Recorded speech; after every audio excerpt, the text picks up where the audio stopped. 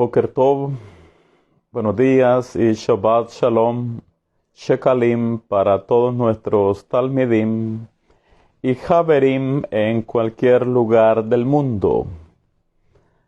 Que el Eterno, bendito sea Él, nos envuelva dentro de su tabernáculo de Shalom y que dentro de su campo energético nuestras Neshamot y nuestros cuerpos sean espiritualmente elevados en este día 18 de febrero del año 2023 y día 27 de Shevat del año 5783 de la creación del mundo.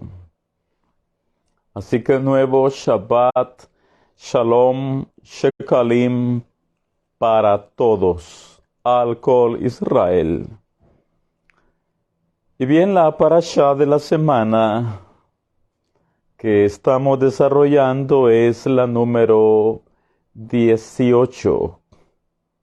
La parashá Mishpatim, que tal como lo hemos dicho ya, Mishpatim tiene que ver con las decisiones legales y divinas a aplicar por parte de los jueces de la Torá en todos aquellos casos donde una persona afecte, dañe, cause pérdidas, lesiones, corte una vida o acarree daños físicos o pérdidas económicas o materiales a su prójimo.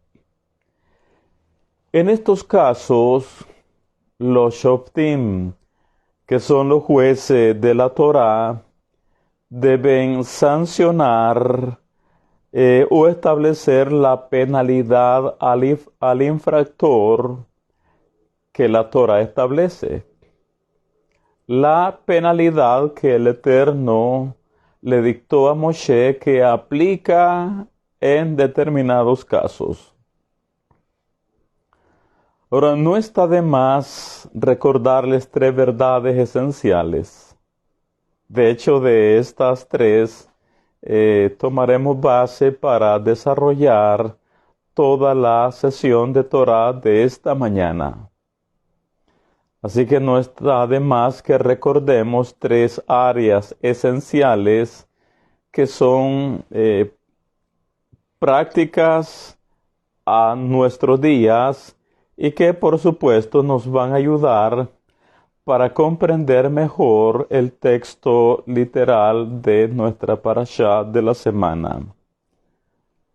La primera es que ningún ciudadano hebreo común y corriente podía tomar la justicia por cuenta propia en sus manos.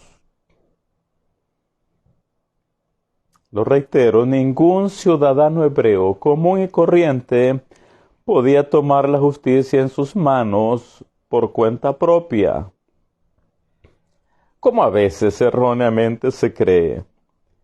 De hecho, si una persona dañó a su prójimo, ya sea físicamente o en su propiedad privada, como nadie puede tomar la justicia en sus propias manos, por lo tanto, cuando alguien se veía afectado, dañado o que había sufrido pérdidas por culpa de su prójimo, pues debía de acudir a los tribunales, al Beit Din.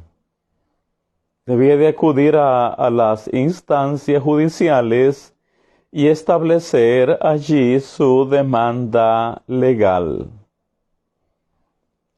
Los jueces contaban con un cuerpo de policías, de oficiales y de policías, quienes en nombre de los jueces pues ellos llevaban el citatorio a las partes involucradas en X pleito, en X querella, en X caso judicial. Así que los jueces se apoyaban en el cuerpo de oficiales y policías.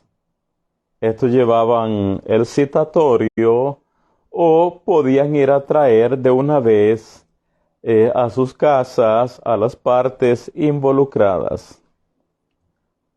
Una vez el acusador y el acusado estaban presentes en los tribunales, pues cada uno exponía su propio argumento. El afectado presentaba su queja, la otra parte, por supuesto, que presentaba su justificación, si lo había hecho premeditadamente, si fue un accidente, o podía decir, no, pero es que yo no sé de qué está hablando, acá mi prójimo. En esos casos los jueces pues están obligados a escuchar a ambas partes. Llaman a testigos o llamaban a testigos, recopilaban pruebas, evidencias, testimonios y más, a fin de que para poder dar su resolución final, ellos pudieran estar bien sustentados sobre el caso. Y por supuesto, después de mucho oír a las partes involucradas, a testigos, revisar pruebas, oír testimonios, etc., los jueces resolvían al inocente, inocente, y al culpable, culpable. A este último, al que era declarado culpable, los jueces le imponían la sanción pertinente a su falta, la penalidad de acuerdo a la Torá, de cómo la Torá lo dicta. Así que los mishpatim son los jueces de la Torá los que los hacen cumplir. De acá que es bueno recordarles que nadie ejerce por cuenta propia. Ningún hebreo podía ejercer por cuenta propia justicia por su propia mano. Tenían que acudir a los tribunales. Y eran los jueces los encargados de revisar los casos. Ahora, ¿por qué aclaramos esto? Bueno, estamos en la parashá Mishpatim y hay que saber estas cosas. Por el otro lado, los gentiles, a veces creen erróneamente que cualquiera podía tomar la justicia por cuenta propia. De ahí que equivocadamente hoy en día dicen, sí, pero si es que si tal cosa estuviera así, hay que tomar piedras y hay que lanzarlas. Es que no es así. No es así. La segunda verdad esencial para entender los mishpatim. Recordemos que llegó el momento en la historia judía, específicamente en los días del segundo templo, cuando el Sanedrín, el Beit Din o los jueces de Israel se declararon incompetentes de cumplir con los infractores las penalidades o las sanciones que establece la Torá. Hay que tomar muy en cuenta eso.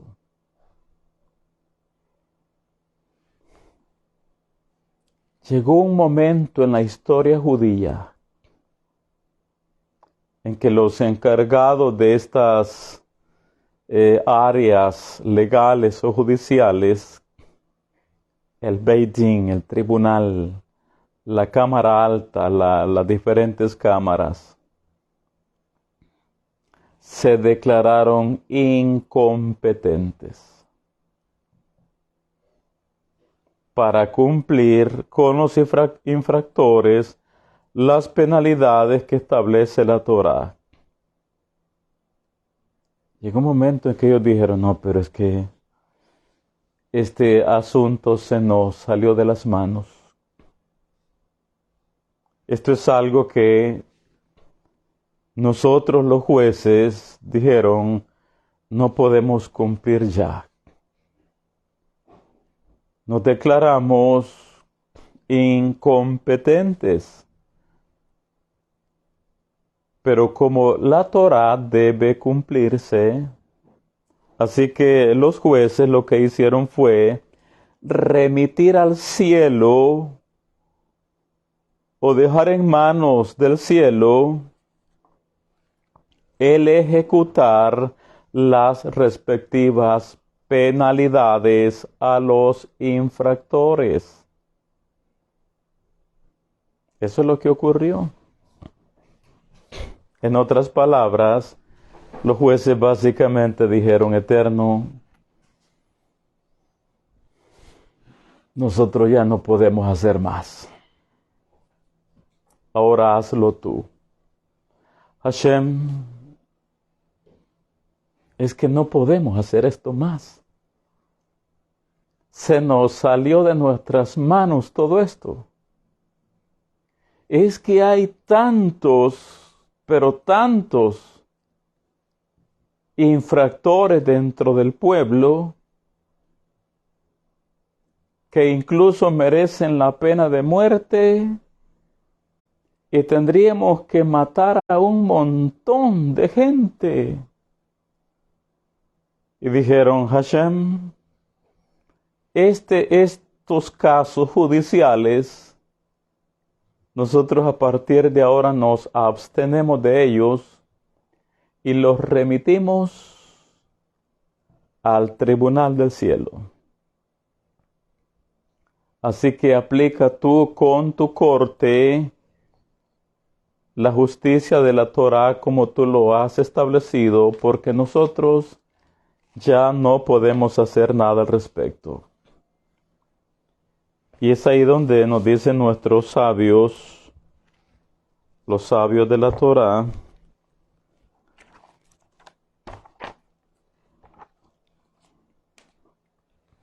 esto ya lo hemos oído en alguna otra vez. Dice, la Torá ordenó que ciertos pecados graves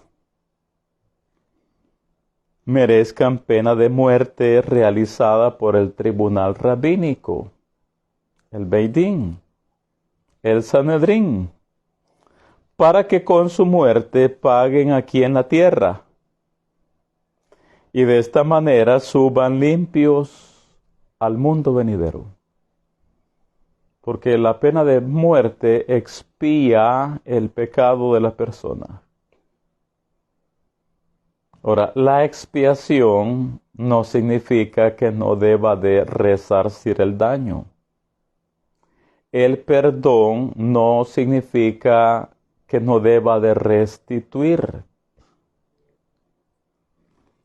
Las muertes se dividen en 4 clases. La primera, sequilá. Arrojaban al condenado desde cierta altura, y si no moría por el impacto, lo apedreaban. La segunda, serefá. Introducían metal derretido, por lo general plomo, en la garganta del individuo. La tercera, erej. Le cortaban el cuello. Y genek, la cuarta, ahorcamiento.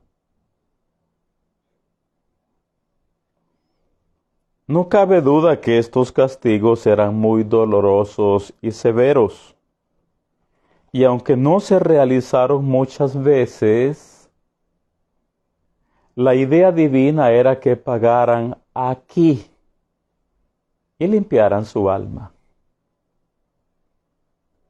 Ya que realizar esto era muy difícil para el tribunal rabínico, para el Beit Din, para el Sanedrín, para los jueces, especialmente en las épocas de los dos templos, debido a que muchos se convirtieron en idólatras o ateos y no podían masacrar a todos, los jueces devolvieron la justicia a mano del Eterno, de Elohim, del tribunal del cielo, y dice la Gemara: desde el día en que se destruyó el templo, se eliminaron las 4 penas de muerte hechas por el tribunal y pasaron a ser celestiales. Reitero, desde el día en que se destruyó el templo, se eliminaron las 4 penas de muerte hechas por el tribunal y pasaron a ser celestiales, disfrazadas de accidentes. Y por tanto, una persona que merece sequilá, que es ser arrojado de una altura y si no muere, es ser apedreado. Una persona que merece sequilá muere por una caída desde la azotea o un terremoto, un accidente de impacto, una viga que cae sobre su cabeza, un tropiezo con caída, un golpe mortal en la cabeza, etc. El factor común entre todas es que son parecidas a la sequila original. Y por si alguien merece serefá, o sea, fuego, básicamente con fuego, muere por quemaduras o en un incendio o por tomar un veneno o por mordeduras de serpiente o picadura de alacranes o arañas. Todos estos se parecen al concepto de la serefá. Y si es condenado al erej, recuérdese que el erej es que le cortan el cuello. Y si es condenado al erej, el individuo morirá apuñalado o de un disparo o en un atentado o quizá también con el bisturí durante una operación. Todo lo cual pertenece a la familia del erej. Y si le toca Henek es ahorcamiento. Morirá ahorcado o asfixiado, sea por aspirar demasiado humo en un incendio o por falta de aire, o por comida que se atoró en su garganta, o simplemente por un ataque al corazón que le impida respirar. Y por supuesto, si se ahoga en el mar o en una piscina. De una u otra forma, todos los tipos de muerte corresponden a una de esas 4 clases. Es importante aclarar que nadie muere por accidente.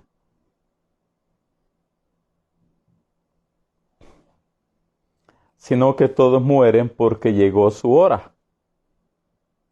Y estén donde estén, tendrán que partir. Sin embargo, el alma prefiere, si tiene que irse, por lo menos con su muerte, pagar y limpiar, con tal de no tener que regresar otra vez. El alma desea pagar acá, el cuerpo no. El cuerpo ve tan doloroso, tan insufrible, todo que no. Pero el alma prefiere expiar todo acá para poder subir limpia y gozar del mundo venidero. Y la tercera verdad sobre los mishpatim es que cuando el daño, la falta, el agravio, la pérdida económica o el haber asesinado al prójimo y más, cuando no reparamos estas cosas hoy en vida, lo haremos en siguientes migraciones. Tendremos que hacerlo en diferentes o en otro viaje del alma. Cuando no reparamos hoy en vida, en este viaje, tendremos que hacerlo en próximas reencarnaciones. Porque que se hará la reparación de todo, se hará porque se hará. Con toda seguridad. Todo, absolutamente todo será restituido y todas las deudas espirituales nuestras, todas deberán ser canceladas.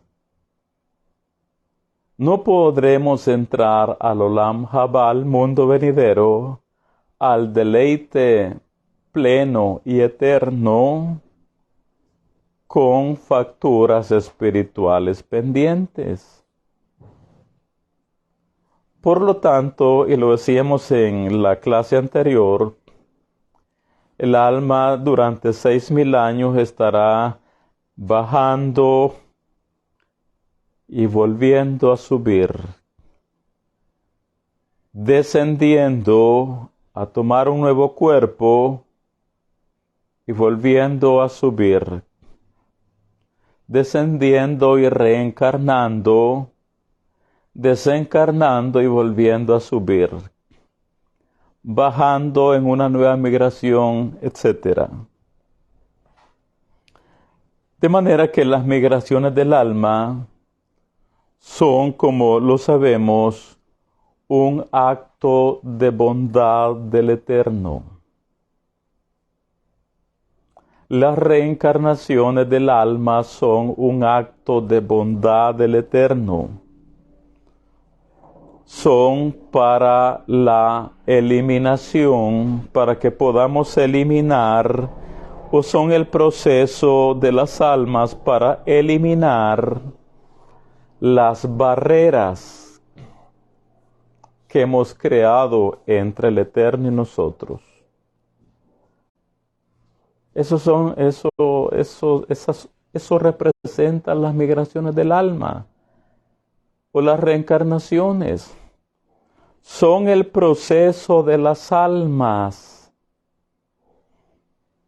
para que eliminemos todas las barreras espirituales que hemos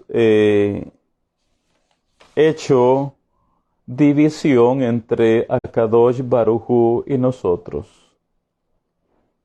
Y en cada viaje del alma estamos llamados a venir a eliminar esas barreras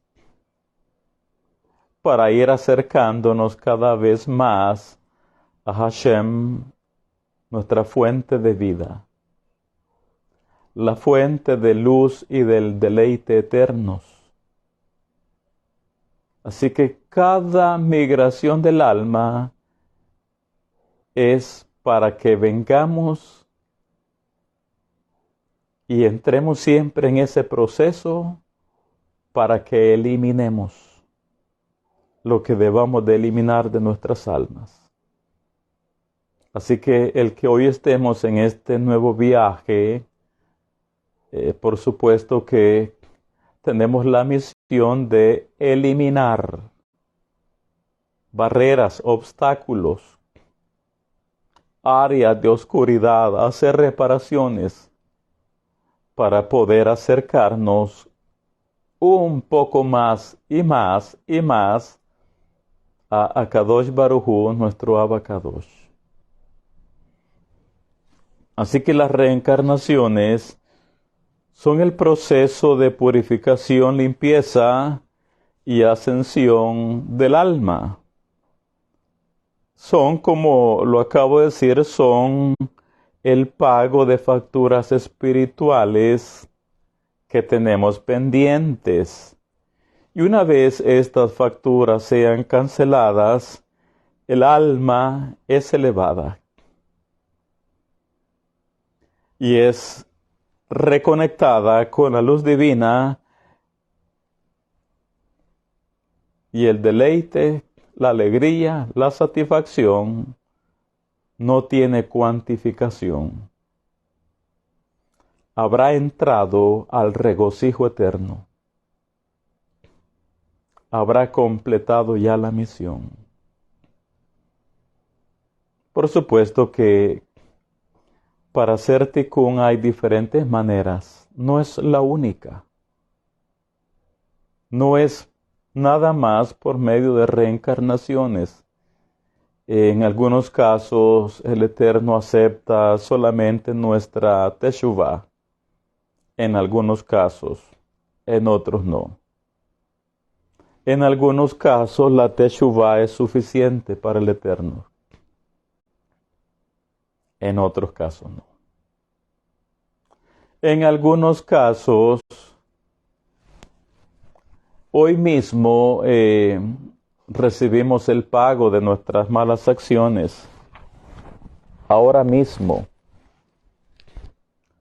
En otros casos, ahora mismo nosotros podemos hacer las reparaciones. Y hay más razones. Con respecto a las reencarnaciones, son un acto de bondad del Eterno. No son ni castigos, ni nada que se parezca. Las reencarnaciones son bondad del Eterno. En hebreo, para decir bondad, se dice Gesed. Gesed. Y su gematría es 72. Un número místico.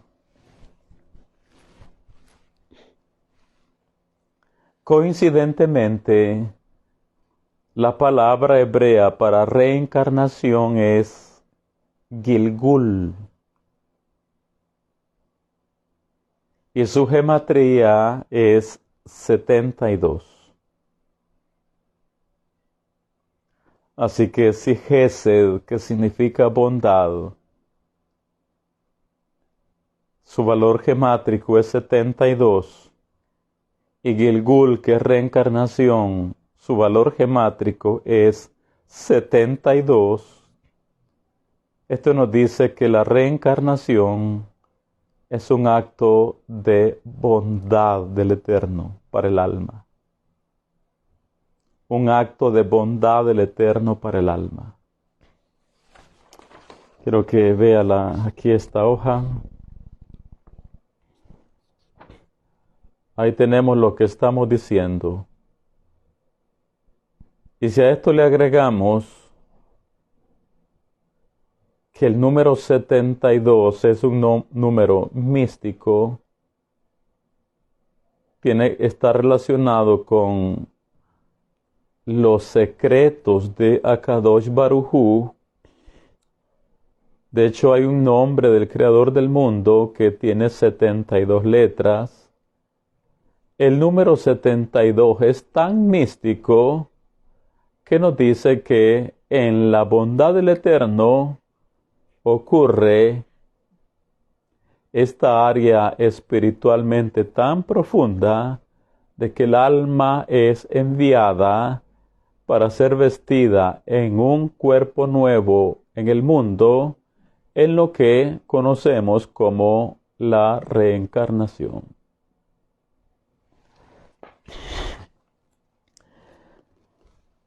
De manera que cuando en nuestras vidas nos pasan cosas negativas,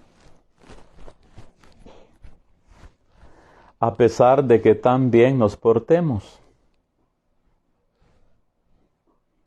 Sí, porque a veces nos sobrevienen algunas situaciones tan delicadas en la vida que uno dice, pero ¿y por qué? ¿Y qué he hecho mal? ¿En qué he fallado? No hay que decir eso. Pero esa es la reacción a la que nos impulsa a veces el Yetzer Hará. Cuando nos ocurren cosas feas, desagradables en nuestras vidas,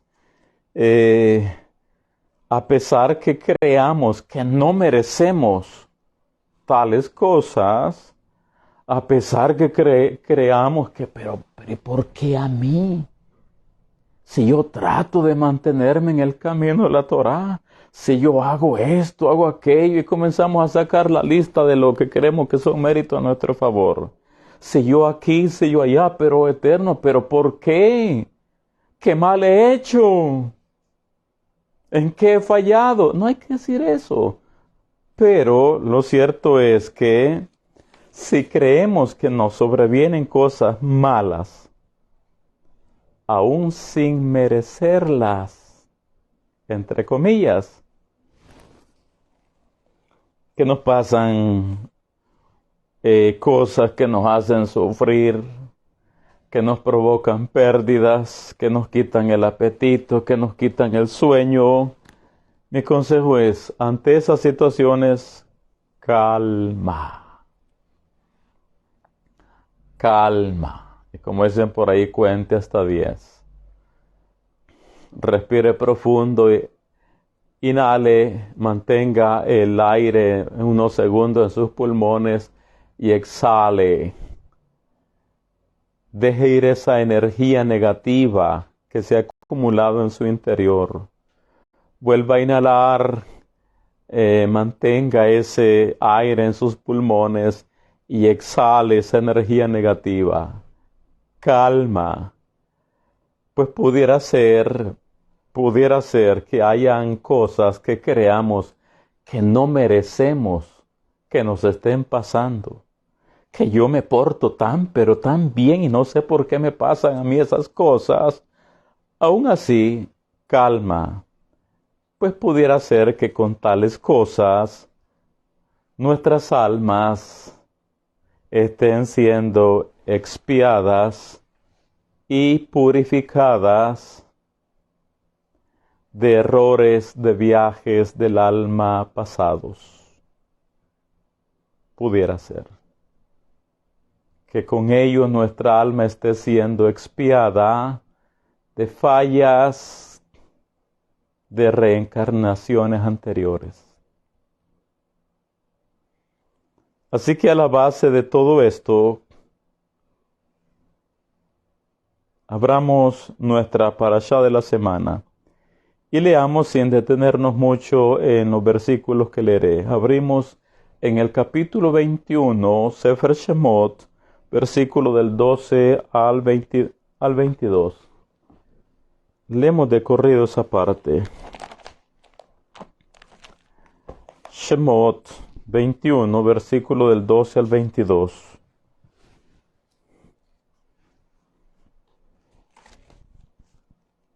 Dice el 12, el que hiriere a alguno, haciéndole así morir, él morirá.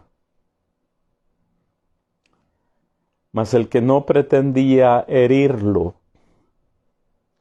sino que Elohim lo puso en sus manos, entonces yo le señalaré el lugar al cual ha de huir.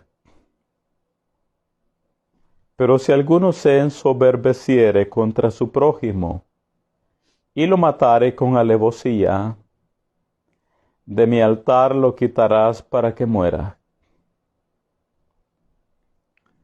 El que hiriere a su padre o a su madre, morirá.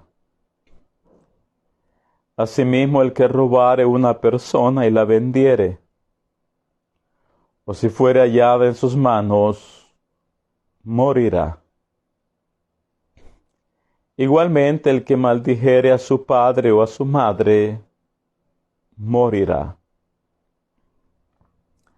Además, si algunos riñeren, y uno hiriere a su prójimo con piedra o con el puño, y éste no muriere, pero cayere en cama, si se levantare y anduviere fuera sobre su báculo, entonces será absuelto el que lo hirió. Solamente le satisfará por lo que estuvo sin trabajar y hará que le curen. Versículo 20. Y si alguno hiriere a su siervo o a su sierva con palo y muriere bajo su mano, será castigado. Mas si sobreviviere por un día o dos, no será castigado, porque es de su propiedad. Si algunos riñeren e hirieren a mujer embarazada, y ésta abortare, pero sin haber muerte, serán penados conforme a lo que les impusiere el marido de la mujer, y juzgaren los jueces. Versículo 23. Quiero que lo leamos en hebreo y en español. 23. Dice, Veim ason ije venatata nefesh tahat nafesh. Pero si ocurre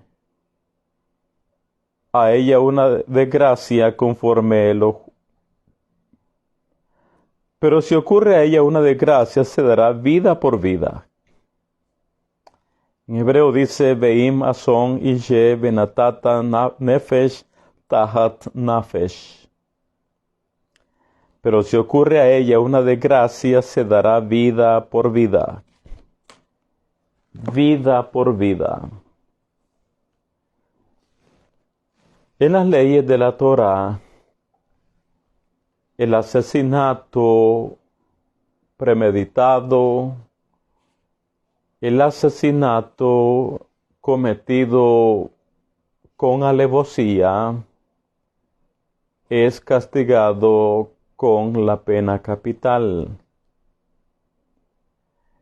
Quien corta una vida humana, la sentencia de la Torá es que debe pagar también con su propia vida. Entendemos que estas cosas en un mundo secular suenan bastante extrañas, raras, fuertes. Sin embargo, es porque no comprendemos los caminos del Eterno. De hecho, todo es por nuestro propio bien siempre. Esto que la vida, quien corta una vida humana debe pagar con su propia vida, esto lo tenemos desde el principio. Por ejemplo, después del Mabul, después del diluvio,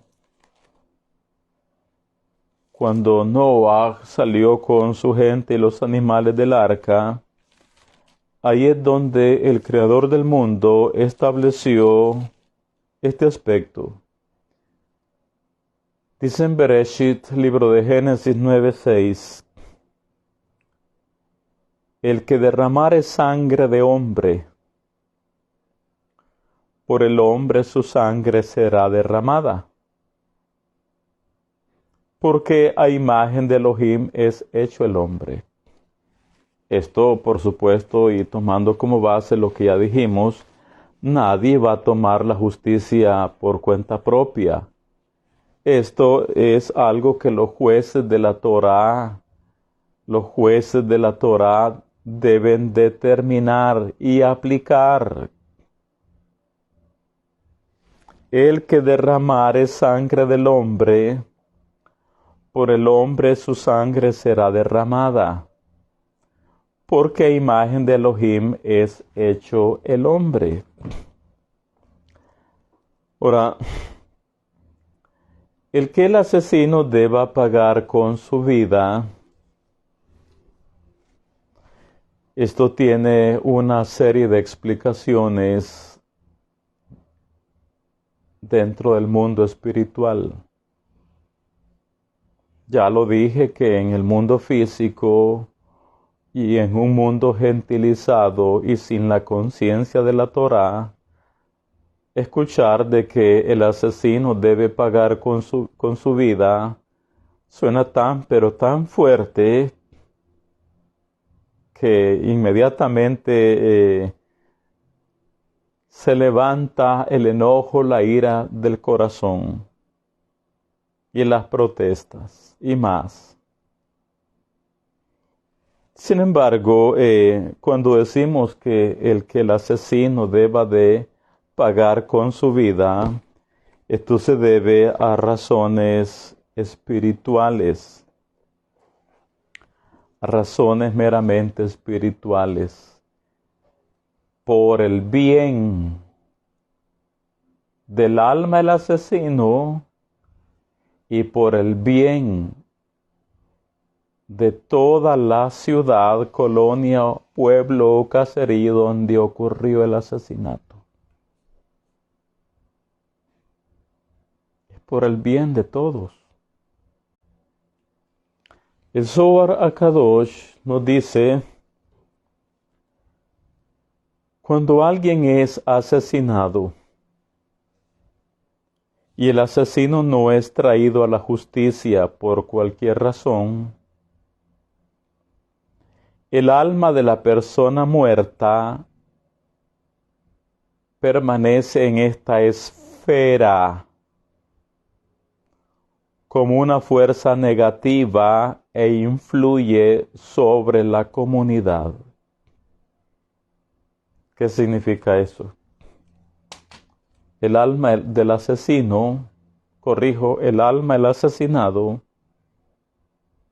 queda en la zona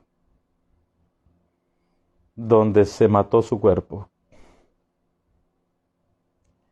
El alma del asesinado queda en la zona, en el lugar donde fue cortada su vida.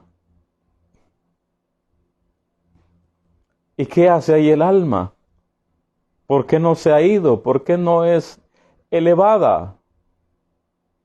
¿Por qué tiene que permanecer en la zona donde se le cortó la vida? Porque no se le ha hecho justicia.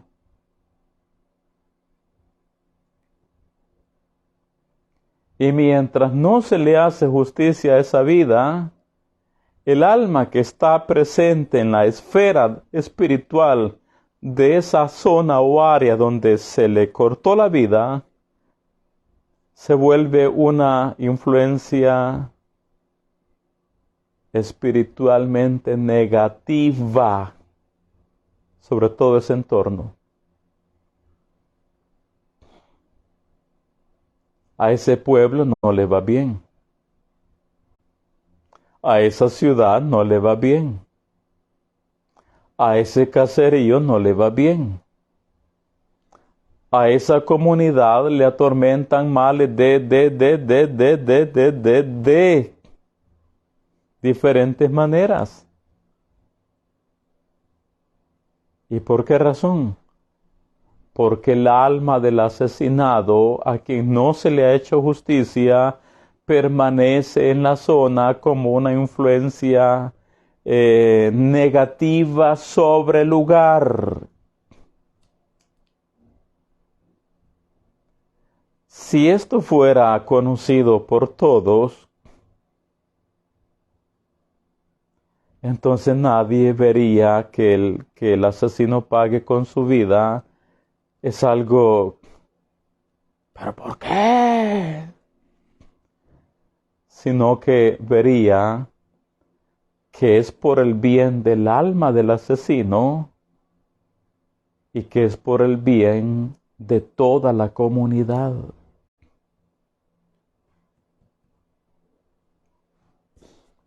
Y a veces todavía la gente se pregunta, pero ¿por qué el mundo está como está? ¿Por qué ocurren tantas cosas, tanto de aquí, tanto allá, tanto de esto, tanto de lo otro?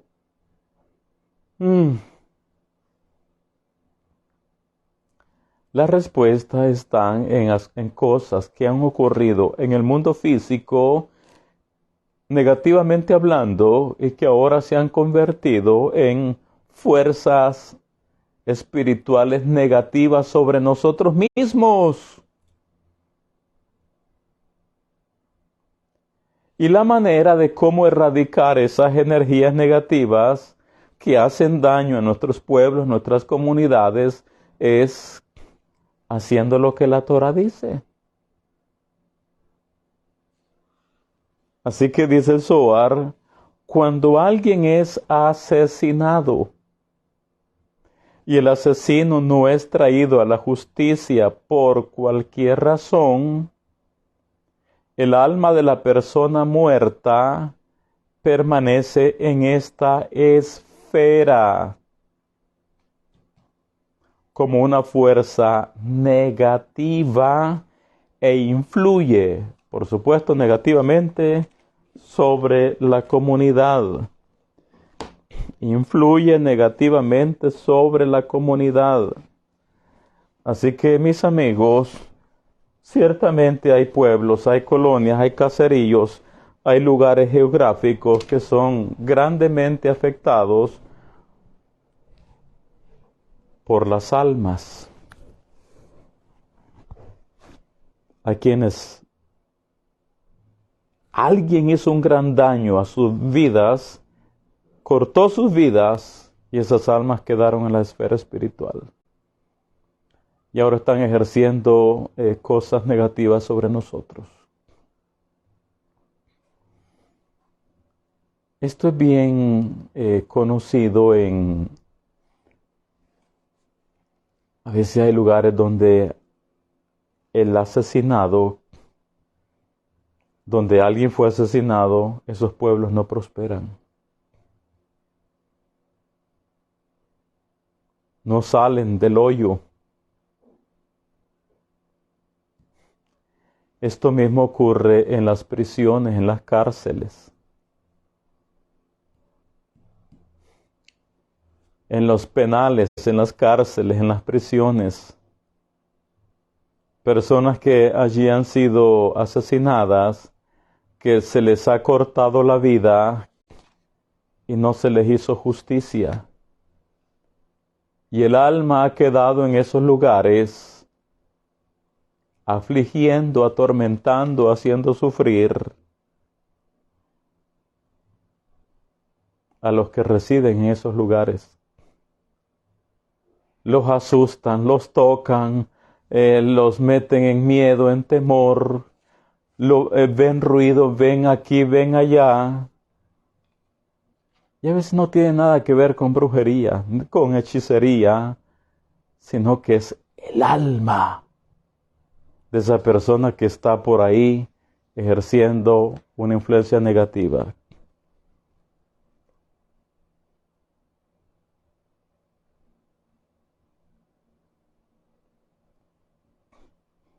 Y una pregunta que me dicen, ¿se puede decir, More, que esas almas que han muerto por asesinato se les quita el derecho de reencarnar para hacer tikkun?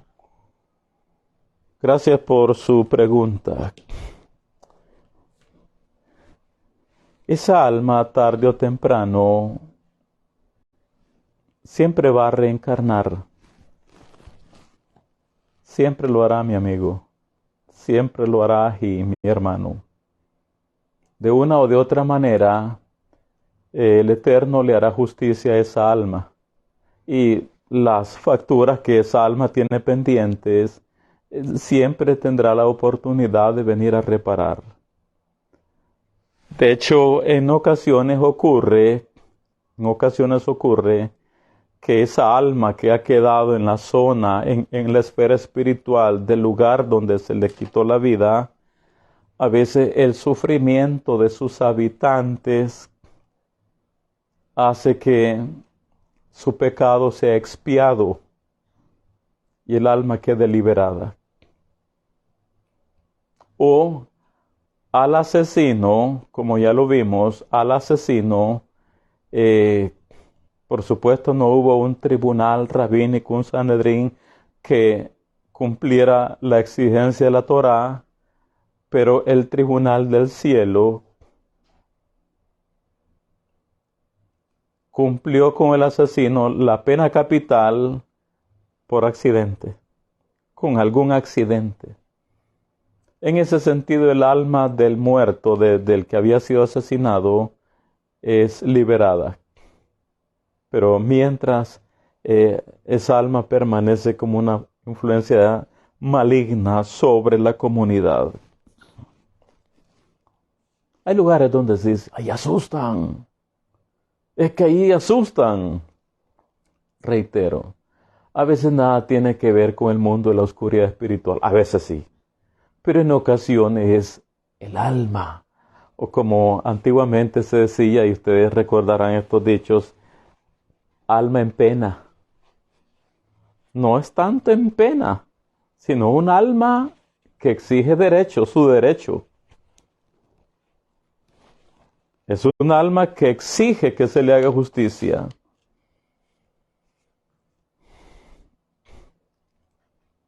¿Y cómo sabemos que el alma demanda que se le haga justicia? Eso lo sabemos del Sefer Bereshit, el libro de Génesis. Cuando Caín mató a Hebel, vino Hashem, el juez, y llamó a Caín a juicio. Había un muerto, un alma que había sido quitada, o una vida quitada, cortada. Viene el Eterno a Caín y le dice, ¿dónde está Hebel, tu hermano? Y dice Caín, ¿soy acaso yo guarda de mi hermano? Y el Eterno le dice, la sangre de tu hermano clama a mí desde la tierra. La sangre de tu hermano clama a mí desde la tierra. Por sangre yo sé que se interpreta de diferentes maneras, pero también se puede interpretar que el alma del asesinado clama justicia. El alma del asesinado clama justicia. La sangre de tu hermano clama a mí desde la tierra.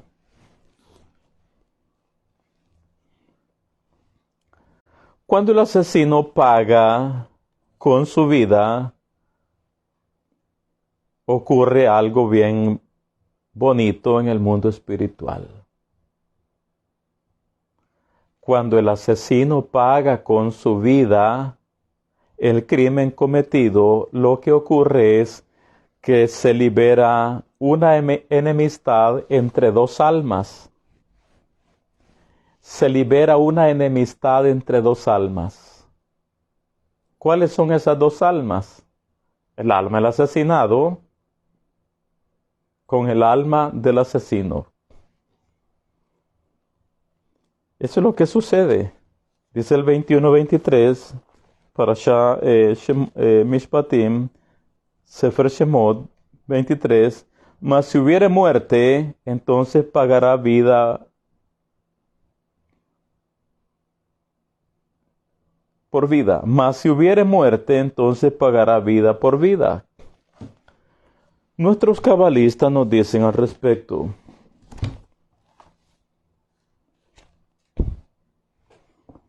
Porque eso de volverse un asesino, siempre lo vemos desde la perspectiva de cortarle literalmente la vida, dejar de existir la otra parte que dejó de respirar, que fue recogido el cuerpo, que fue llevado a una funeraria y finalmente al cementerio.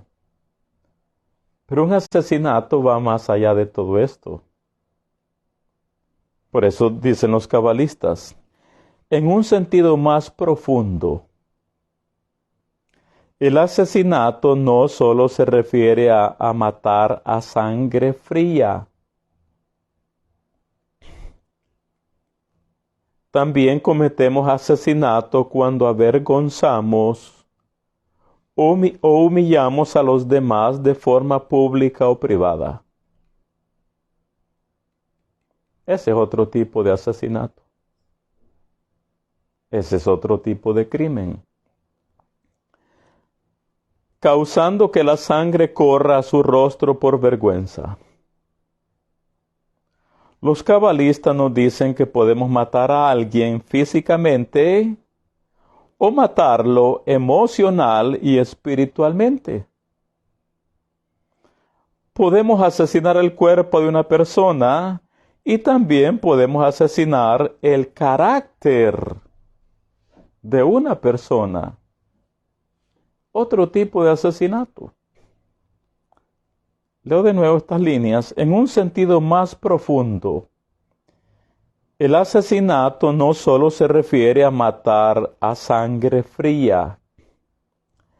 También cometemos asesinato cuando avergonzamos o humillamos a los demás de forma pública o privada, causando que la sangre corra a su rostro por vergüenza.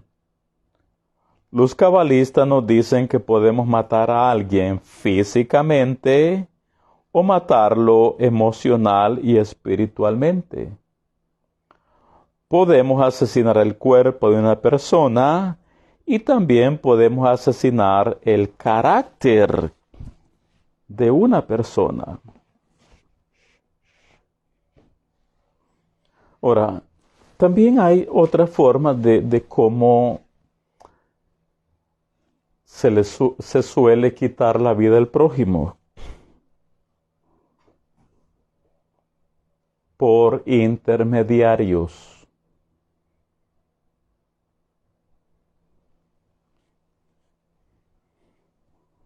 Por intermediarios. Bueno, nosotros conocemos lo que legalmente se habla, el autor intelectual, el autor material. El autor intelectual es quien planificó la muerte, en este caso. El autor material es quien la ejecutó. El autor intelectual no puede decir, bueno, yo no le he matado. ¿Yo? ¿Cuándo he agarrado una pistola? ¿Cuándo agarré yo? Yo no le he tocado. Sí, pero le dio muerte a su prójimo.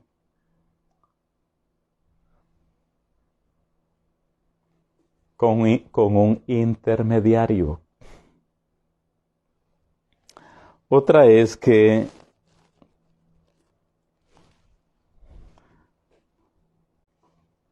quien no asesina a su prójimo directamente, también a veces lo hace por la lengua mala, por inducción, por instigación a otros, como ocurría en la Edad Media con los llamados padres de la iglesia, que eran antisemitas. Todos los que en el mundo de las religiones son héroes espirituales eran antisemitas.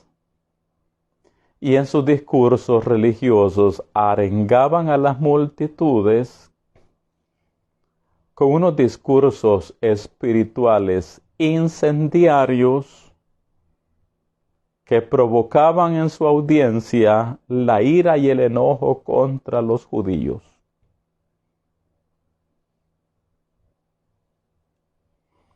Y la multitud enardecida, furiosa contra los judíos, iba y prendía fuego a las sinagogas con los judíos dentro de ellas.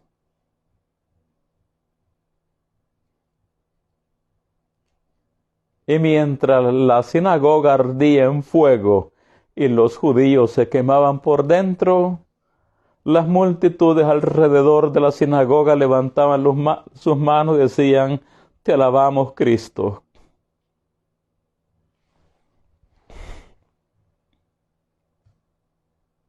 Eso es parte de la historia de la iglesia. Y eso ocurrió tantas, pero tantas veces mediante la incitación de los padres de la iglesia.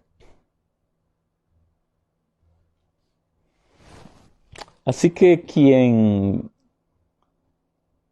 induciendo a otros o provocando la ira de otros, hace que éstos corten la vida del prójimo, su sangre les es demandada también, aunque no le hayan dado muerte directamente.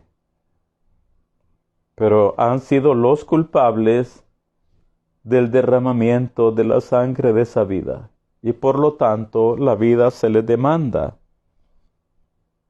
De manera que uniendo esto de avergonzar o humillar en público o en privado al prójimo, de provocar que mediante incitación segundos o terceros le quiten la vida a otro u otros. Hace un tiempo leí una historia, que en buena hora venga este recordatorio. Para ello quiero tomar como base Divrei Hayamim Bet, el segundo libro, las Crónicas. Ahí tenemos a un gran Cohen Gadol de nombre Jehoiada. Era un gran tzadik, Jehoiada. Este Cohen Gadol, sumo sacerdote, hizo tanto, pero tanto bien a nuestro pueblo. En una época cuando reinaban los malvados en Yehudá, Jehoiada el Cohen Gadol tomó las riendas del pueblo, restableció el orden al pueblo, y como el único de la línea de David era un niño como de 6, 7 años de edad, el heredero al trono, Jehoiada el Cohen Gadol lo escondió en el templo. Ahí estuvo escondido ese niño, en el templo. Cuando se restableció el orden en la ciudad, Jehoiada el Cohen Gadol llamó a todo el pueblo y ungieron a este niño por rey sobre todo Yehudá. Un gran tzadik, Jehoiada. Con el tiempo, pues ese niño creció, llegó a ser el rey de Yehudá. Mientras su mentor, su maestro, su rabino, el Cohen Gadol vivía, el rey fue un tzadik. Pero cuando murió su rebe, su maestro, su rabino, el Cohen Gadol, este rey se volvió un rasha, un malvado. Él y todo su pueblo.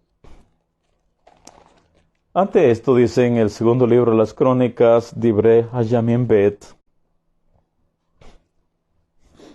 versículo 17. Bueno, versículo 15. Mas Jehoiada envejeció y murió, el sumo sacerdote. Lleno de días, de 130 años era cuando murió. Y vea los honores que le rindieron. Y lo sepultaron en la ciudad de David con los reyes. Y él no era rey. Él era Cohen Gadol. pero lo enterraron con los reyes por todo el bien que hizo a la casa de Judá. Y lo sepultaron en la ciudad de David con los reyes, dice, por cuanto había hecho bien con Israel y para con el Eterno y con su casa. Muerto Jehoiada, este sumo sacerdote, vinieron los príncipes de Judá y ofrecieron obediencia al rey.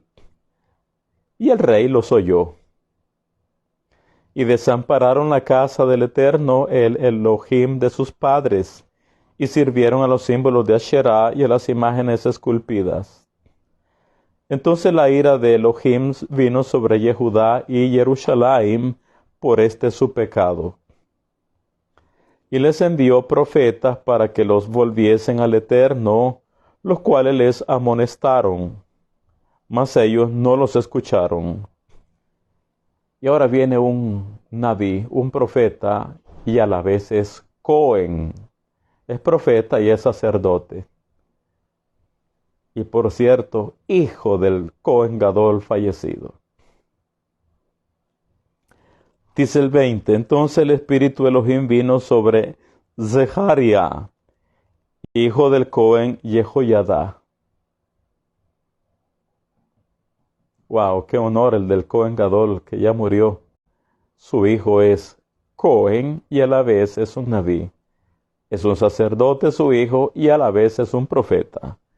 Entonces el espíritu Elohim vino sobre Zeharia, hijo del Cohen Jehoiada, y puesto en pie donde estaba más alto que el pueblo, les dijo, así ha dicho Elohim, ¿por qué quebrantáis los mandamientos del Eterno? No os vendrá bien por ello, porque por haber dejado al Eterno, Él también os abandonará. Pero ellos hicieron conspiración contra él, y por mandato del rey, lo apedrearon hasta matarlo en el patio de la casa del Eterno. Así el rey Joás no se acordó de la misericordia de Jehoiada, padre de Zeharia, que había hecho con él. Antes mató a su hijo, quien dijo al morir, el Eterno lo vea y lo demande. Así que acá tenemos en el Tanaj que se le dio muerte a un Naví, a un Cohen, al hijo de Jehoiada. Al respecto, nos dicen los sabios,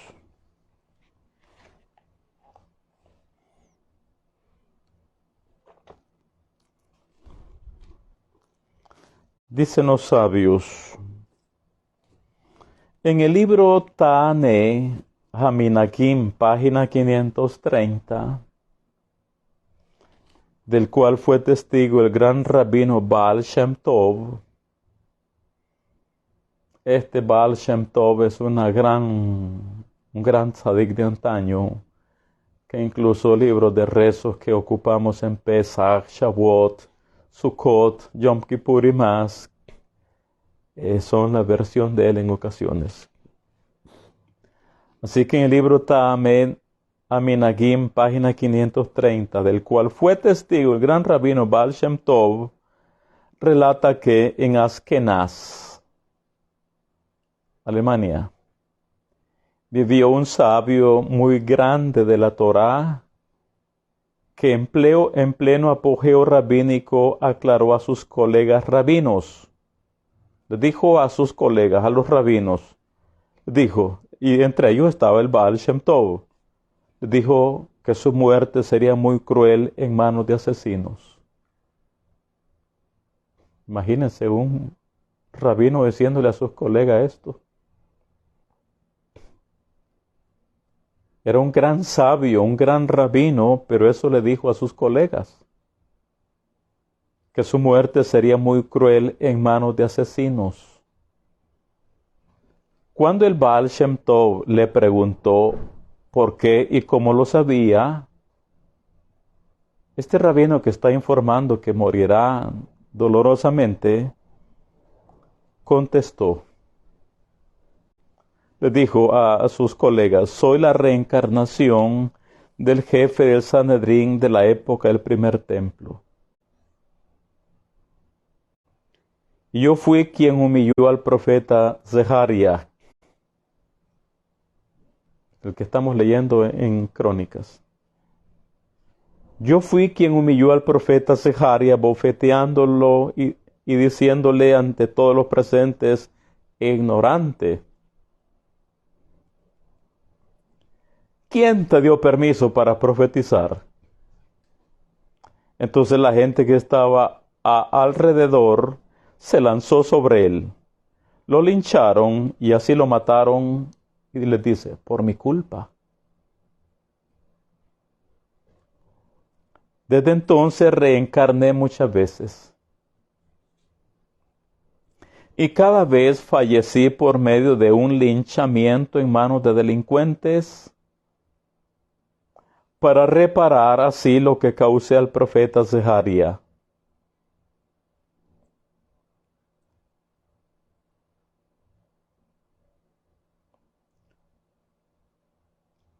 Para reparar así lo que causé al profeta Zeharia con las 100 personas que incité contra él. Así que también esta vez, le dice el rabino a sus colegas, así que esta vez, en esta migración, en esta reencarnación, aunque ahora me vea en la gloria, voy a terminar linchado. Quiero pedirle un favor, ya que esta será mi última reparación. Quiero que después de que los ladrones me atrapen y me maten, al momento que me entierren, escriban sobre mi lápida. Y oiga el pedido: aquí fue enterrado el que provocó la muerte del profeta Zeharia. De esto vemos cómo vinieron personas que tenían el don de saber de sus vidas pasadas. Wow. Entonces, cuando hablamos de cortar la vida, no solo estamos hablando de quien a sangre fría quita la vida del prójimo. Puede ser el autor intelectual o material, o puede provocar la muerte mediante incitación a otros. Sigamos. Después tenemos en nuestra parashá una declaración o una mitzvah a ejecutar por parte de los jueces. Esta área que vamos a leer es comprendida solamente mediante el decodificador de la Torá. Dice en los versículos 24 y 25, estamos en el capítulo 21 del Sefer Shemot, versículos 24 y 25. Ojo por ojo, diente por diente, mano por mano, pie por pie, quemadura por quemadura, herida por herida, golpe por golpe. Dije, esta escritura, esta mitzvah, solo puede ser entendida mediante el decodificador de la Torah oral. Aclarábamos ya en la primera sesión que la Torah escrita debe de interpretarse y aplicarse de acuerdo a la Torah oral. Si solo se toma el texto literal, sin tomar en cuenta lo que nos enseña de cómo aplicar la Torah escrita, cómo nos enseña la Torah oral, vamos a hacer cosas muy malas, yendo en contra de lo que el Eterno ha dicho, por basarnos solamente al texto escrito. Así que les recuerdo, el Eterno, bendito sea Él, en el Har Sinai a Moshe Rabenu le entregó HaTorah veHaMitzvah. Le entregó HaTorah veHaMitzvah. Le entregó la Torah escrita y le entregó la Torah oral. La Torá escrita debe ser interpretada y aplicada de acuerdo a la Torá oral. En este caso específico, y lo reitero, ojo por ojo, diente por diente, mano por mano, pie por pie, quemadura por quemadura, herida por herida, golpe por golpe. Los estudiantes de Torá saben que estas cosas no son literales. Esto no es literal. Hasbe Shalom, que alguien le sacó el ojo a otro, que alguien le cortó la mano al prójimo. No es literal que al que hizo el daño se le va a sacar el ojo, se le va a cortar la mano. Eso no es así. De ahí que la Torá del Eterno ha sido tan criticada por la gente que por no conocer la enseñanza hebrea, la enseñanza judía. Dicen, no, pero es que esa ley era muy dura. Esa ley era aquí, era allá. Y tantos calificativos negativos que hay. Es que la ley de Moisés, que la ley aquí, allá. No, señores, si es que eso no es literal. Eso no es literal.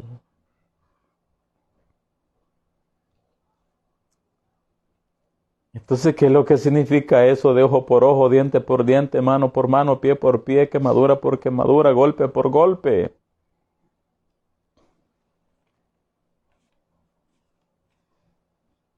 Aunque nuestros estudiantes de Torah lo saben muy bien, pero siempre cada año estamos en un nivel de conciencia diferente y siempre hay personas nuevas que nunca han escuchado ni conocen de qué se trata esto. Aclaro, acá de lo que nos enseña la parashá es de compensaciones o indemnizaciones económicas, monetarias. Si alguien, Hasbe Shalom, le saca el ojo al prójimo, sacarle el ojo al otro significa que tiene que indemnizar por el ojo que le dañó al prójimo. Indemnizarlo. ¿Y eso quién lo determina? Los jueces de la Torá. ¿Y cómo lo determinan? Según el oficio o la ocupación que tenía antes de sufrir esa pérdida de su miembro. Sobre esa base los jueces establecían el monto a pagar por quien había causado el daño. Es lo mismo, ojo por ojo, diente por diente, mano por mano, pie por pie. Todo es compensación económica. Compensación económica. Hasbe Shalom, alguien le corta la pierna al prójimo. ¿Cómo lo dejó? Lisiado, incapacitado, discapacitado. Ya no podrá valerse libremente o normalmente como lo hacía antes de perder su pierna. Y tiene que ganarse siempre la vida, tiene que salir adelante, tiene que sacar adelante a su familia. ¿Y cómo? Es ahí donde ahora vienen los jueces y al infractor dicen, pues mi amigo, dejaste muy mal a tu prójimo.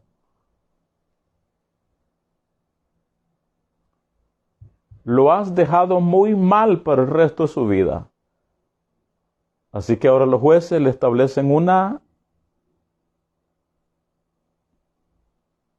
que tiene que pagar una indemnización. Ese es el significado. No es literal como dice el texto. Sin embargo, y aclarando más al respecto,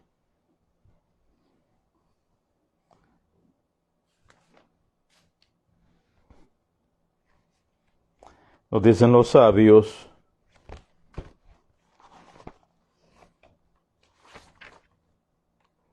sobre este aspecto específico.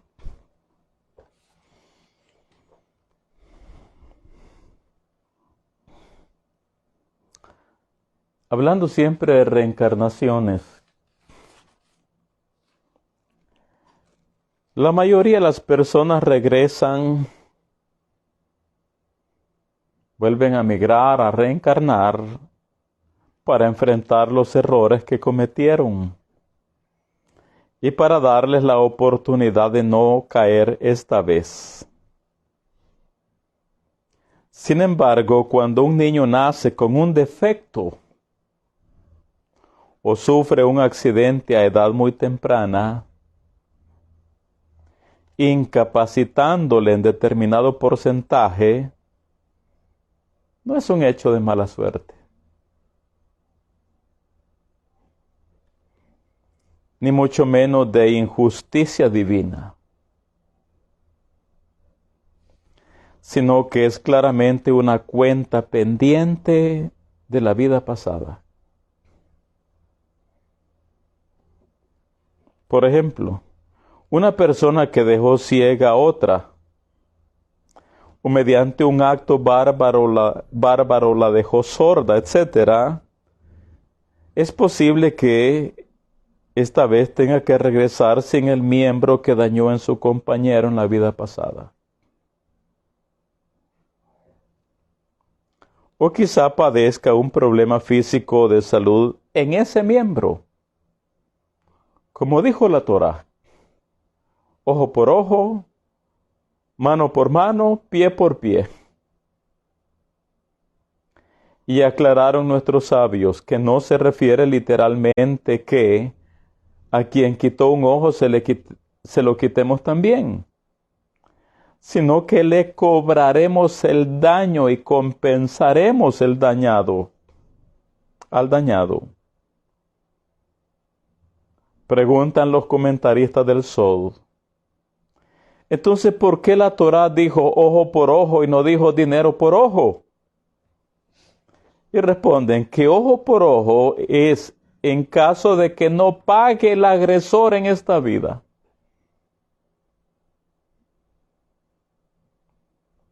Por lo tanto, lo tendrá que pagar no por tribunales terrenales, sino por la justicia divina, cuando en su siguiente reencarnación carezca del mismo miembro que quitó al otro.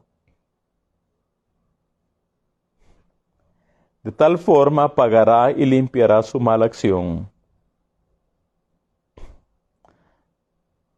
Hay excepciones, y por tanto está prohibido que a cada persona con un defecto le digamos o que pensemos que lo tiene por una agresión que cometió en una vida pasada, ya que a veces el defecto no viene como castigo, sino como una insinuación de la tarea de reparación.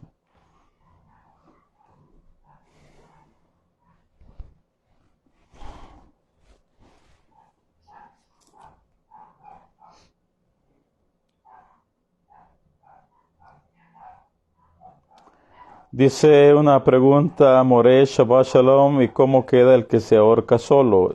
Espero su respuesta.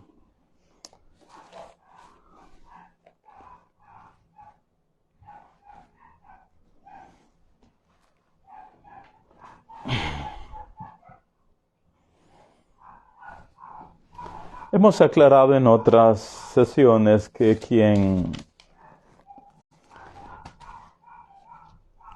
se quita la vida por ahorcamiento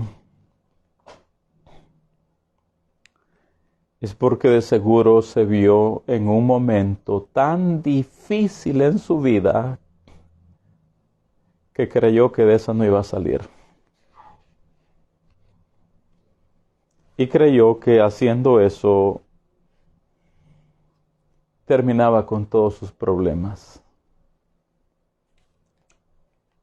también hemos dicho que no se le debe de juzgar a una persona así. Nadie debe de juzgarle. Porque solo el cielo y esa persona sabe en qué momento estuvo. Otras veces la persona que comete una acción de esa naturaleza fue influenciada por fuerzas espirituales. Fuerzas espirituales. Otras veces fue la consecuencia de razones meramente físicas. A veces puede ser por tanto medicamento. A veces puede ser por razones de que no come ni duerme la persona y se ha bloqueado. No está en el uso de sus facultades normales. Y es en ese estado donde comete esa acción.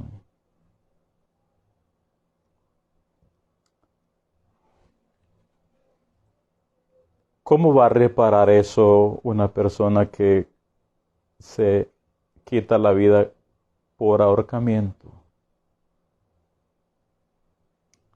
Tendrá que regresar.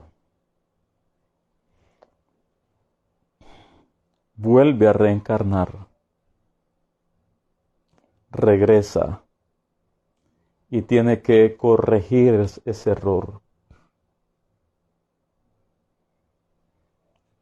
¿Y cómo se puede entender una insinuación de que a corregir ese error ha venido? Podría suceder que llegue un momento en que alguien que, en este caso como es la pregunta, alguien que se ahorcó, y ha regresado su alma para reparar ese error, pudiera ser que llegue nuevamente a un mismo punto de desesperación en su vida, de sufrimiento en su vida, y vea que la opción que le queda es esa. Otra vez colocado o colocada en la misma situación. ¿En qué consiste su reparación en este nuevo viaje del alma? Que no lo haga. Que no vuelva a repetir su error pasado. Pero sí hay reparación, por supuesto. La bondad del Eterno no tiene límites. Ya vimos que la reencarnación es un acto de bondad del Eterno. Leamos de corrido. Cerremos este capítulo 21 y pasemos al 22 también. Corramos un poquito. Dice versículo 26, si alguno hiriere el ojo de su siervo o el ojo de su sierva y lo dañare, le dará libertad por razón de su ojo. Y si hiciere saltar un diente de su siervo, un diente de su sierva, por su diente le dejará ir libre. Si un toro acorneare a hombre o a mujer, y a causa de ello muriere, el toro será apedreado, y no será comida su carne, mas el dueño del toro será absuelto. Pero si el toro fuere acorneador desde tiempo atrás, y a su dueño se le hubiere notificado y no lo hubiere guardado, y matare a hombre o mujer, el toro será apedreado y también morirá su dueño. Si le fuere impuesto precio de rescate, entonces dará por el rescate de su persona cuando le fuere impuesto. Haya acorneado a hijo o haya acorneado a hija, conforme a este juicio se hará con él. Si el toro acorneare a un siervo o a una sierva, pagará su dueño 30 siclos de plata, y el toro será apedreado. Y si alguno abriere un pozo o cavare cisterna, y no la cubriere, y cayere allí toro o asno, el dueño de la cisterna pagará el daño, resarciendo a su dueño, y lo que fue muerto será suyo. Y si el toro de alguno hiriere al toro de su prójimo, de modo que muriere, entonces venderán el toro vivo y partirán el dinero de él, y también partirán el toro muerto. Mas si era notorio que el toro era acorneador desde tiempo atrás, y su dueño no lo hubiere guardado, pagará toro por toro, y el toro muerto será suyo. Capítulo 22. Leamos de corrido. Cuando alguno hurtare toro u oveja y lo degollare o vendiere, por aquel toro pagará 5 toros, y por aquella oveja 4 ovejas. Si el ladrón fuere hallado forzando una casa y fuere herido y muriere, el que lo hirió no será culpado de su muerte. Pero si fuere de día, el autor de la muerte será reo de homicidio. El ladrón hará completa restitución. Si no tuviere con qué, será vendido por su hurto. Si fuera hallado con el hurto en la mano, vivo, sea toro o asno u oveja, pagará el doble. Si alguno hiciere pastar en campo o viña y metiere su bestia en campo de otro, de lo mejor de su campo y de lo mejor de su viña pagará. Cuando hiciere pastar en campo o viña, si alguien hiciere pastar en campo o en viña, y metiere su bestia en campo de otro, de lo mejor de su campo y de lo mejor de su viña pagará. Cuando se prendiere fuego y al quemar espinos quemare mieses amontonadas o en pie, o campo, el que encendió el fuego pagará lo quemado. Cuando alguno diere a su prójimo plata o alhajas de aguardar, y fuere hurtado en la casa de aquel hombre, si el ladrón fuere hallado, pagará el doble. Si el ladrón no fuera hallado, entonces el dueño de la casa será presentado a los jueces para que vea si ha metido su mano en los bienes de su prójimo. En toda clase de fraude, sobre toro, sobre asno, sobre oveja, sobre vestido, sobre toda cosa perdida, cuando alguno dijere, esto es mío, la causa de ambos vendrá delante de los jueces. Y el que los jueces condenaren, pagará el doble a su prójimo. Si alguno hubiere dado a su prójimo asno, o toro, u oveja, o cualquier otro animal a guardar, y éste muriere o fuere estropeado, o fuere llevado sin verlo nadie, juramento del Eterno habrá entre ambos, de que no metió su mano a los bienes de su prójimo, y su dueño lo aceptará y el otro no pagará. Mas si le hubiere sido hurtado, resarcirá a su dueño. Y si le hubiere sido arrebatado por fiera, le traerá testimonio y no pagará lo arrebatado. Pero si alguno hubiere tomado prestada bestia de su prójimo y fuere estropeada o muerta, estando ausente su dueño, deberá pagarla. Si el dueño estaba presente, no la pagará. Si era alquilada, recibirá el dueño el alquiler. Si alguno engañare a una doncella que no fuere desposada y durmiere con ella, deberá dotarla y tomarla por mujer. Si su padre no quisiere dársela, él le pesará plata conforme a la dote de las vírgenes. Después tenemos la confirmación de una de las enseñanzas que nos hacen ver a nosotros, los varones, que las mujeres tienen un sexto sentido.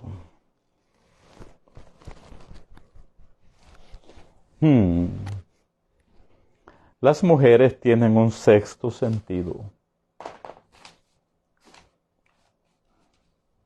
en el aire, las agarran, dice. Las huelen desde lejos.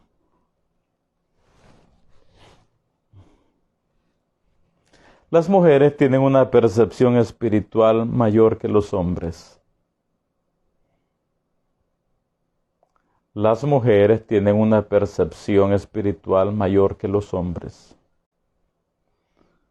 Las mujeres tienen una conciencia mucho más desarrollada que los varones.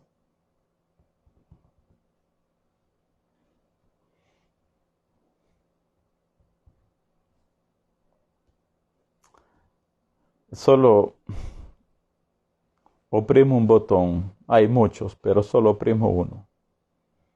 Todos sabemos que la niña a los 12 años se vuelve hija del mandamiento, Bat Mitzvah. El varón hasta los 13 se vuelve Bar Mitzvah, hijo del mandamiento. Las mujeres poseen un potencial de percepción espiritual superior que los varones. Eso es así. Así fueron creadas. Así son ellas. Así son ustedes, mujeres.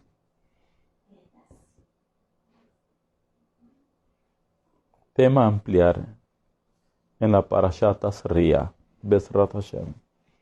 Dice el versículo 18, a la hechicera no dejarás que viva. ¿Y qué tiene que ver lo que he dicho con esto? A la hechicera no dejarás que viva. Bueno.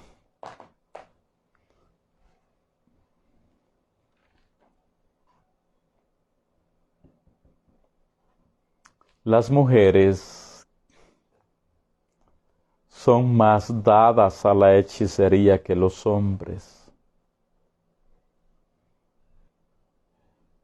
¿Y por qué razón? Bueno, una de ellas, no es la única. Es porque poseen una capacidad de percepción espiritual más aguda que los varones.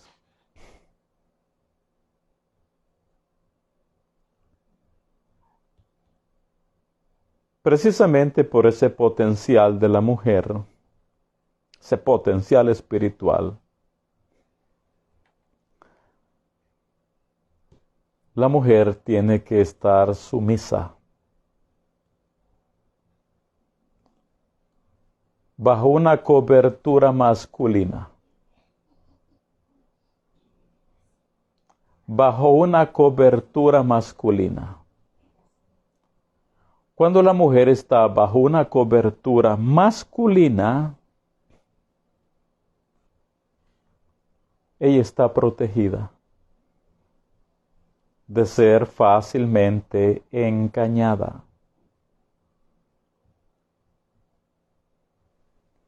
por el mundo espiritual. Ya lo hemos dicho en otras veces, la viuda, la mujer viuda, la que no tiene marido, su rabino, su moré, su roe, su rebe, ese debe ser su cobertura espiritual. La señorita, su padre debe ser su cobertura espiritual.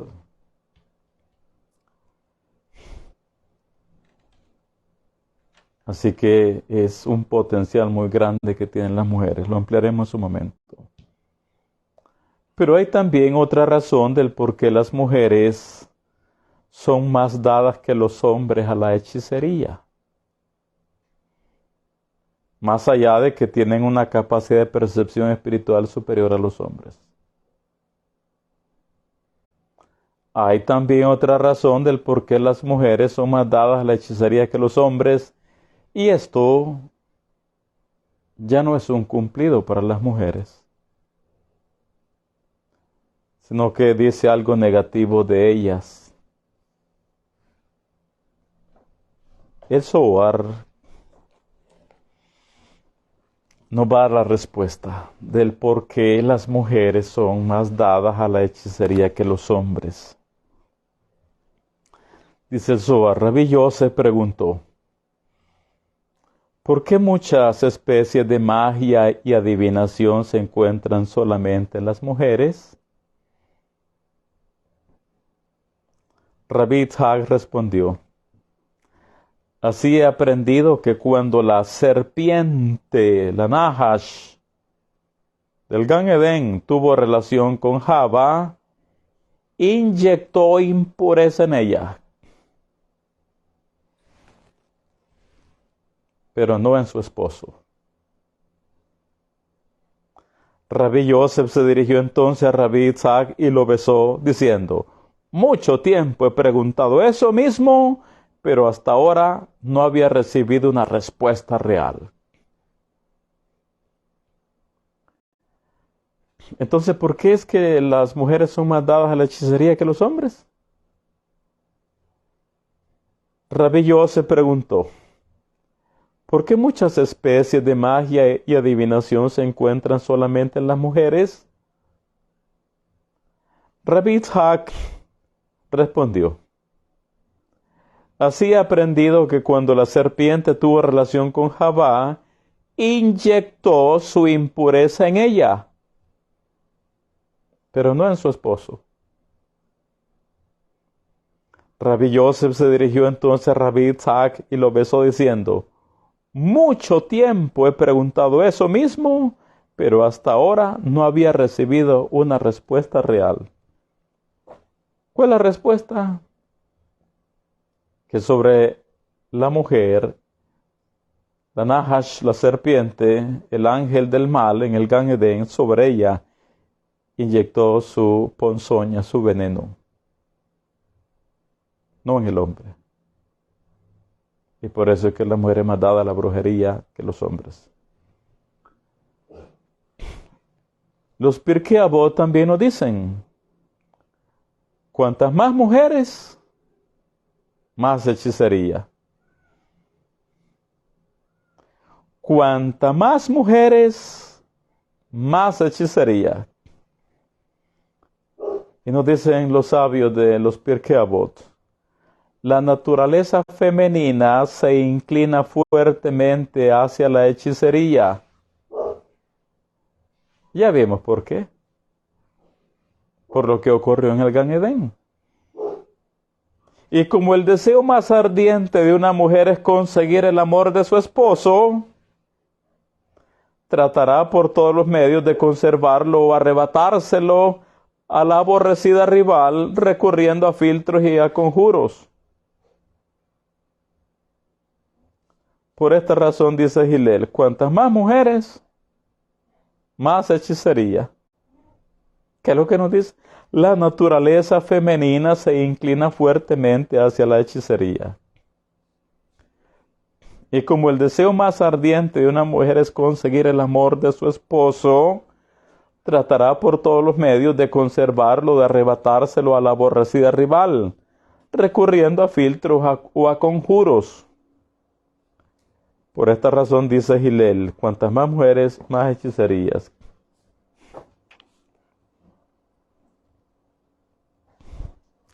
Cerremos de corrido este capítulo 22 y cerremos también esta sesión. 18 entonces dice, a la hechicera no dejarás que viva. Cualquiera que cohabitare con bestia, morirá. El que ofreciere sacrificio a dioses, excepto solamente al Eterno, será muerto. Y al extranjero no engañarás, ni angustiarás, porque extranjero fuisteis vosotros en la tierra de Mitzrayim. A ninguna viuda ni huérfano afligiréis.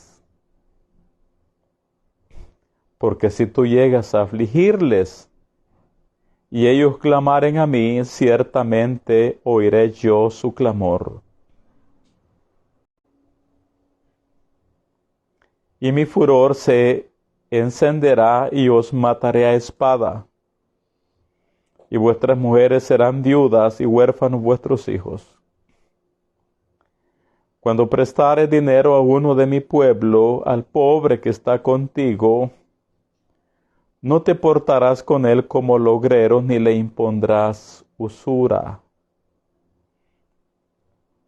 Si tomares en prenda el vestido de tu prójimo o a la puesta del sol, se lo devolverás.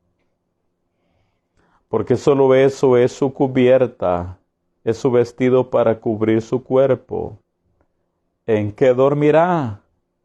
Y cuando él clamare a mí, yo le oiré, porque soy misericordioso. No injuriarás a los jueces, ni maldecirás al príncipe de tu pueblo. No demorarás la primicia de tu cosecha ni de tu lagar. Me darás el primogénito de tus hijos. Lo mismo harás con el de tu toro y de tu oveja. 7 días estará con su madre y al 8º día me lo darás. Y me seréis varones sagrados. No comeréis carne destrozada por las fieras en el campo. A los perros la echaréis.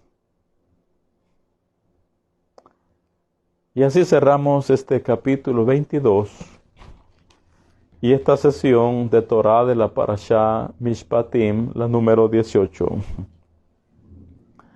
Bezrat Hashem, vamos a continuar a las 17 horas, 5 de la tarde con 15 minutos, hora de El Salvador.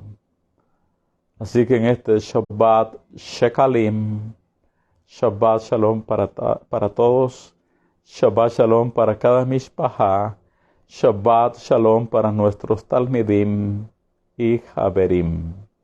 Que así sea.